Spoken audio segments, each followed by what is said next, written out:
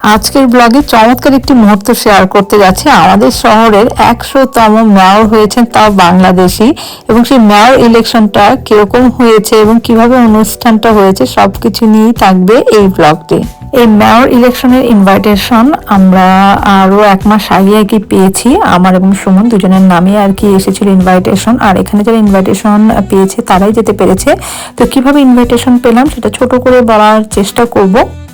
Basically পোর্টসমাউথের আমরা এখন যে এরিয়াটাতে থাকি সেই এরিয়া থেকে কাউন্সিলর হিসেবে দাঁড়িয়েছিলেন একজন বাংলাদেশি, এবং ওনার নাম হচ্ছে আব্দুল কাদের, এবং উনি লিবারেল ডেমোক্রেটের প্রার্থী ছিলেন। যেহেতু আমাদের এরিয়া থেকে একজন বাংলাদেশি প্রার্থী আর কি ছিল, যার জন্য সুমন ইন্টারেস্ট হয়েছে এবং সে লিবারেল ডেমোক্রেটের মেম্বার হয়েছে।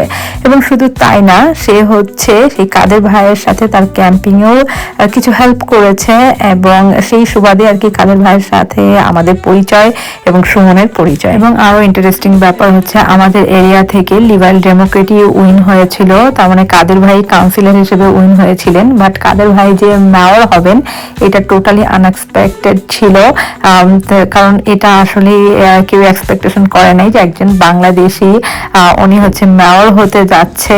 তো যাই হোক, আমাদের পোর্টসমাউথ শহরের 100তম মেয়র একজন বাংলাদেশি, যেটা ইতিহাসে লেখা থাকবে আর কি, যে পোর্টসমাউথ শহরের যে মেয়র যারা যারা এসেছেন সবার নামই লেখা থাকে, তার মধ্যে 100তম মেয়র একজন বাংলাদেশি। এটা সত্যি একটা মানে খুবই গর্বের একটা মুহূর্ত। অনুষ্ঠানটা যতটুকু পেরেছি তুলে ধরার চেষ্টা করেছি। ফুল অনুষ্ঠান তো আর তুলে ধরা যায় না, বাট যতটুকু হাইলাইট করতে পেরেছি আর কি। জানি না আপনাদের কেমন লেগেছে। তো অনুষ্ঠানটাই তো শেষ হয়ে গেল আর কি, সব ফর্মালিটিস। এরপরে হচ্ছে কিছু এখানে চা কফি এগুলোর অ্যারেঞ্জমেন্ট ছিল।